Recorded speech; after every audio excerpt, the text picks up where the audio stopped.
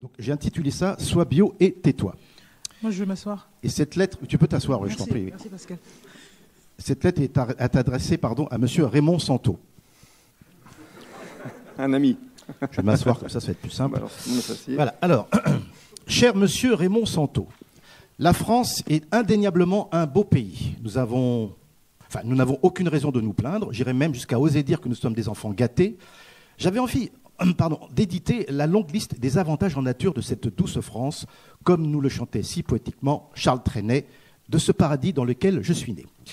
Nous avons la mer, la montagne, la campagne, une agriculture riche, des produits locaux de qualité, des marques de luxe, une des plus grandes variétés de vins au monde, des spiritueux, des liquoreux, des crêpes, de la bouillabaisse, de la choucroute, des paupiettes, de la pétanque, de la truffe, 1200 variétés de fromage et plus de 1280 McDo. Ah oui. C'est la France. Ah oui. Les Allemands et les Américains nous envient car nous avons un des taux de pesticides dans le sang le plus élevé. Nous sommes les plus gros consommateurs d'antidépresseurs en Europe. Nous avons des hommes politiques généreux, honnêtes, humanistes, sensibles au malheur d'autrui, des gilets jaunes, des casseurs, des citoyens verts, de peur, une mafia solidaire et pacifiste, présente dans tous les rouages de l'économie, bien sûr, prostitution, drogue, raquettes, qui font vivre les pauvres des quartiers sensibles.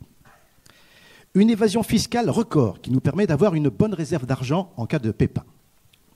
Une main-d'œuvre étrangère abondante composée de migrants qui compensera bien sûr notre faible taux de natalité, des Roms qui nettoient nos pare-brises embués, des grands groupes pharmaceutiques qui affichent des bénéfices records grâce à nos petits cancéreux, qui se donnent bien du mal pour être malades et consommer des produits pleins d'OGM, des colorants, d'adjuvants, conservateurs, parabènes, propylène glycol, méthyle, sulfate lorette sodium, glyphosate et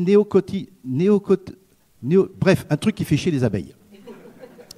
La dépollution des eaux souterraines coûterait des milliards d'euros. Chouette, encore du boulot. Ces coûts sont aujourd'hui en grande partie assumés par les ménages, bien sûr. C'est pour dire ô combien nous sommes solidaires et bienveillants vis-à-vis de nos pollueurs. Merci à tous les scandales sanitaires et alimentaires qui égayent nos conversations quand l'ennui nous taraude au coin du feu et que nous n'avons plus de pull à tricoter. Merci, monsieur Raymond Santo, merci. Vous déployez un talent incommensurable pour vendre des produits de première qualité. Car votre credo, qui rime avec votre nom, c'est « Mens sana incorpore salo ». Heureusement, nous avons le bio. Et le bio est partout, même sur Mythique. Si, j'ai vu des femmes élevées en plein air. Et le bio, ça rassure. Oui, le bio, ça rassure. Je confirme, ça rassure de lire sur un gel douche bio, sans parabènes, ou du pain sans gluten. Avant, on faisait plutôt de la pub pour ce qu'il y avait dedans. Maintenant, on fait de la pub pour ce qu'il n'y a pas dans les produits. Par exemple, du coca sans sucre, du raisin sans pépins, des cigarettes sans nicotine. J'ai même acheté un savon sans savon. Je pense que je me suis fait avoir.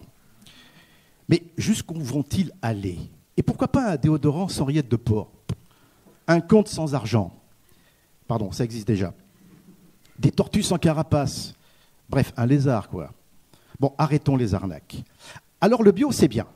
Ah, on dit bio, c'est bon, mais bio, c'est encore un peu cher. J'ai acheté 3 pots de cornichons bio, sans conservateur, sans colorant, 100 €. Il faudra faire un petit effort quand même pour que le bio soit abordable pour toutes les bourses. Alors, paradoxalement, ce qui est néfaste pour les êtres humains est peu cher. Et ce qui est bénéfique est onéreux. Bizarre le concept de générosité. Mais j'ai appris que des efforts ont été faits, notamment avec l'introduction des menus végétariens ou le gaspillage alimentaire. Au final, et au vu de ces constats, ne faudrait-il pas inclure dans la réflexion nos dirigeants, qui le sont certainement, c'est-à-dire qu'il serait logique qu'ils soient responsables ? Mais malgré ce constat positif, affligeant, j'entrevois une petite lumière dans ce tunnel, preuve qu'un sursaut d'harmonie se met en place. Le verre est dans le fruit, car cette belle initiative que sont les cantines rebelles, créées sous la houlette de 1+bio, une association qui œuvre pour plus de qualité alimentaire dans l'assiette, trace son sillon.